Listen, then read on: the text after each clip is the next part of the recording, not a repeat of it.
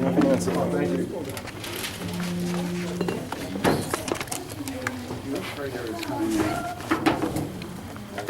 Okay, this would be the pre-call to order, call to order for the benefit of the TV folks. Therefore, 5, 4, 3, 2, 1. Good evening. I call to order this meeting of the Finance Organization and Personnel Committee of the Keene City Council. We are the committee that deals with the business functions of the City of Keene. This meeting is being recorded for later broadcast on Cheshire TV, Channel 8.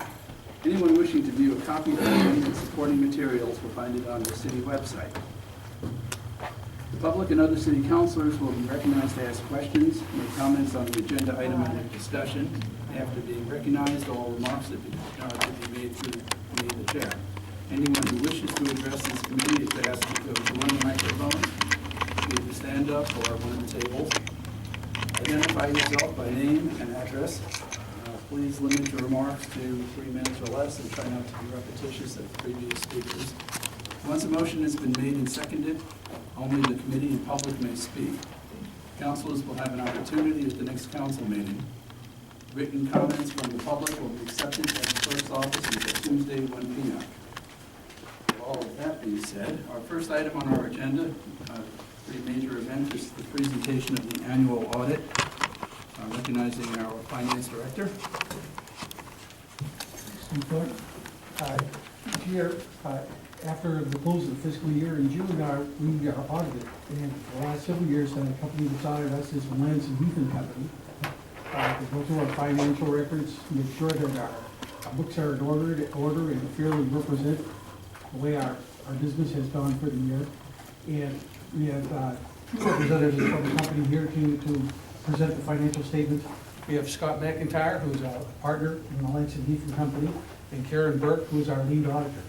It's all turned over to them. Please do. Thank you.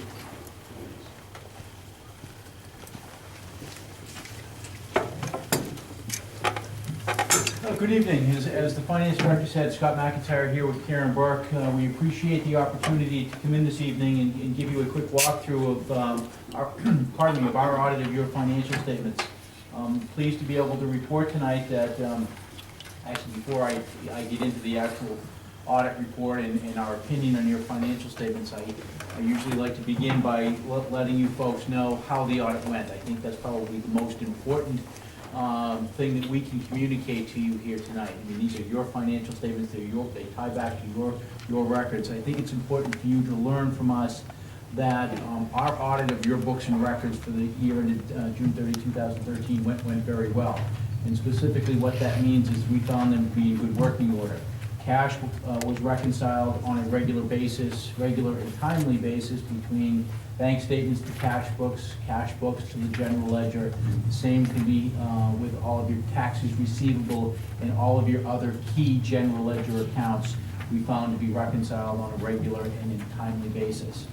Audit standards also required me to report a couple of other things to you, and I'll just hit on those very quickly before I begin walking through the financial statements. There were no significant disagreements in how to apply generally accepted accounting principles. Occasionally there are different perspectives as to how a certain accounting standard is to be applied. There were no such disagreements between our firm and the city of Keene.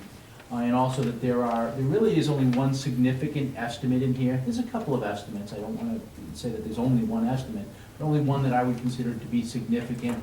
It's significant because of its size, and that is your net OPEB obligation, OPEB being the other post-employment benefits, long-term healthcare liability. It's estimated in there, but it is actuarially determined, so there is science behind the way that estimate is arrived at and then incorporated into your financial statements. As I think I may have mentioned to the committee before, there are essentially two sets of financial statements in here. That is not meant to imply that there are two sets of books. There are not. one set of records, but there's to sort of perhaps complicate things, although the accounting standard setters would say they want governments to look at the financial records on a long-term perspective and a short-term perspective. The long-term perspective has been around now for about a decade. I will only touch base very quickly on those, and if you have any questions, I will be able to, we will do our best to answer those. From a more short-term perspective, we're gonna look at your general fund, the main operating fund of the community. But before I get into that, I did want to start on page 1, 2, and 3. It may look a little, this is our opinion on your financial statements. It may look a little bit differently, but it really doesn't say anything differently. It's changed because of audit standards, or the clarity standards. But what this opinion says is, it is a clean or unmodified opinion. In other words, in our opinion, your financial statements are totally in accordance with generally accepted accounting principles for state and local governments here in the United States. Following that, you have pages 4 through 13, which are management's discussion and analysis, or MD&A. It's a great resource to go back to at a later point in time to understand why certain account balances may have changed during the fiscal year. Some of the key things I'll hit on quickly here tonight. Some more detail can be found in the MD&A. That's why I like to just point it out as a good resource to go back to at a later point in time. That takes you to page 14 and page 15. These are the long-term perspective financial statements. The key number on here is on page 14, that first column of numbers, and it's the second number up from the bottom, or your unrestricted net position of $12,963,000. It's not just your general fund. There's many, many things incorporated into that column. We'll look at your general fund in a minute. But that unrestricted net position of $12.9 million is up about $1.7 million over the prior year. The principal reason for that is that you received some grants during fiscal year 2013 that you used, that you didn't use as an expense.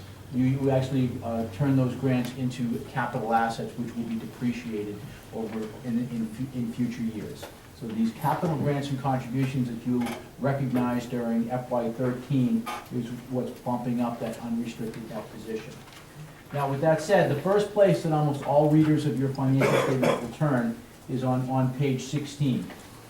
And it is your general fund, the first column on page 16. And the focus is almost always on the third number up from the bottom, your unassigned fund balance, with an account balance as of June 30, 2013 of $6,050,735. As a point of reference, that number is actually down about $750,000 over the prior year. I'll come back to that in just a minute. But it also as a point of reference, that $6 million represents almost 19%. It's about 19% of your fiscal year 2013 budget. So it's a strong balance sheet. Rating agencies like to see communities with having a range upwards of 19-20% in their unassigned fund balance category.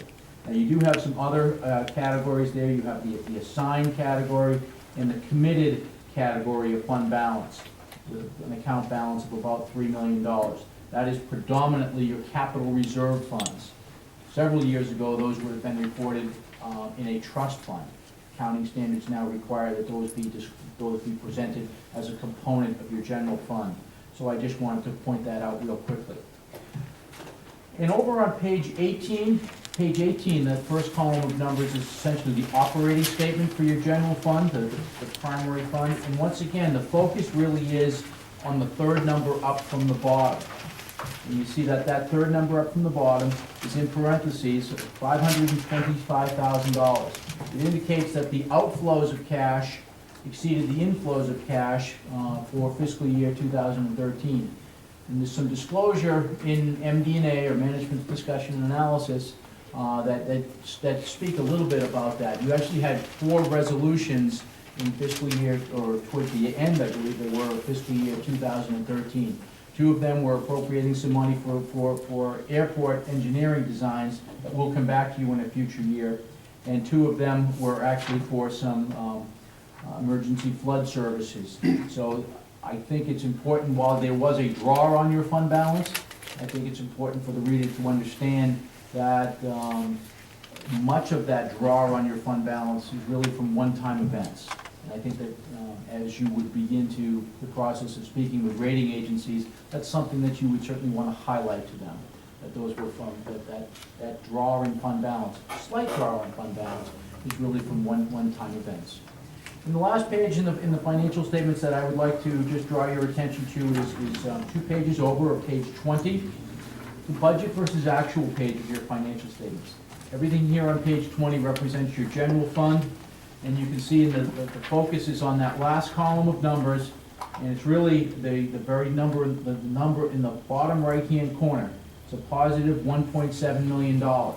That's made up of the excess revenues, which actually show as a negative only because you didn't issue, you planned on but didn't issue your bonds yet for in this fiscal year. And so the excess revenues, again, it's actually a negative. It looks like as if it's short. Softened by unspent appropriations, which is the second number up from the bottom on page 20, of about $2.4 million. Now that's such a high number because you didn't issue your bonds during the year. You also didn't spend the money that you plan to, you want to spend those dollars that you planned on borrowing. So the bottom line, from a budgetary perspective, you see positive results of operations of $1.7 million. Now, just as a quick way to try to reconcile the positive results here that you see on page 20 of 1.7 with the draw on your fund balance, if you look in the upper half of page 20, just above the total revenues and other sources, you see use of fund balance. And in that actual column, you see an actual number of $2,152,000